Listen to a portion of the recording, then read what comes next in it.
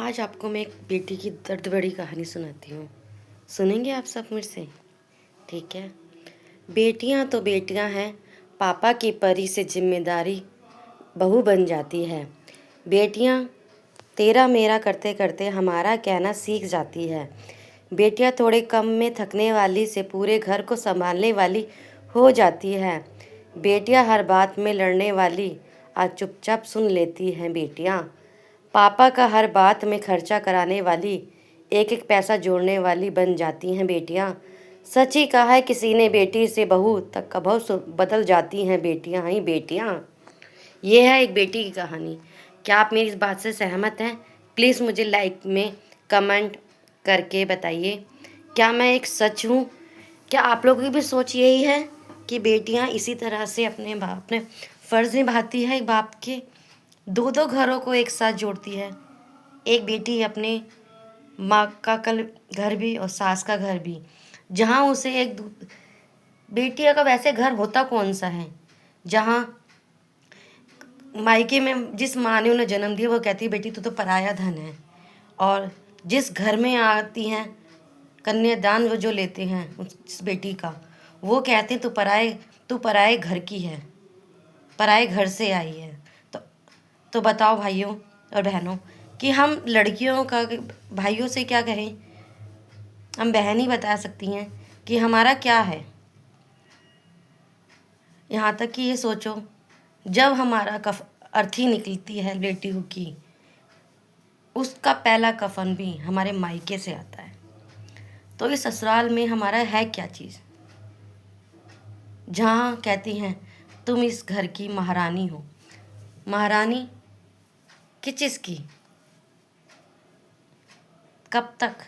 जब तक हमारे सर पे किसी का साथ ना हो। हमें कुछ भी काम करने से पहले एक से पूछना पड़ता है। डायरेक्टली हम किसी से कुछ नहीं अपना फैसला ले सकते हैं या नहीं। तो हर लड़की अगर सोचती है उस चीज़ को मैं करूं या ना करूं। बताओ, क्या हर नारी की यही कहानी है? मैं ये नहीं, मेरे को मुझे पता है चाहे कुछ भी हो, हर लड़की की यही कहानी है। बताओ, कहने पे तो बेटी पापा की परी होती है, वही पापा अपनी बेटी को विदा करते हैं पीले हाथ करके। और अगर वही लड़की जब अपने ससुराल में कदम रखती है, उससे जहाँ तक कि जरा सी भी भूल होती है तुरंत उसे कहा जाता है तू तो पराए घर से आई है, तेरा कोई वजूद नहीं है। घर कुछ, मैं ये नहीं कहूँगी हर घर की कहानी है, किसी किसी की होती है। किसी घर में तो कुछ होता है, कैसे करूं, क्या करूं, क्यों करूं, कब करूं। अगर मैं आप लोग मेरे से सहमत हैं तो प्लीज़ मुझे बताइए, क्या ये ऐसे ही होता है? हर नारी की एक ही कहानी है ये बहन। अगर मैं गलत हूँ तो बताओ जल्दी से कमेंट्स में। अगर सही हूँ तब भी बताओ मुझे कमेंट्स में कि मैं कहाँ तक सही हूँ। बोलो, ठीक है जी। ऐसा तो मैंने कुछ कहा ही नहीं है। ऐसा नहीं है हम बेटियाँ हंसती भी हैं, रोती भी हैं, कुछ पलों को ऐसे कर लेती हैं जहाँ हमने पापा से कहे पापा 100 रुपये देना, वही पापा हमसे पूछते भी नहीं हैं किस लिए चाहिए। एक बार पूछेंगे किस लिए चाहिए, हम कहे पापा ये काम है, तो तुरंत निकाल के दे देंगे। अगर नहीं होंगे उनकी जेब में, कहेंगे बेटा अभी थोड़ी देर में दे दूँगा, या जब मेरे पास होंगे तब मैं तुझे दे दूँगा, अभी जो है उसमें तू गुजारा कर ले। और वही लड़की ससुराल में आके अपने ससुराल में अपने हस्बैंड से भी बात कहेगी ना कि मुझे 100 रुपये देना, तो पहले तो उन्हें पूछना पड़ेगा क्यों चाहिए, किस लिए चाहिए, क्या ख़रीदना है, ये है वो है।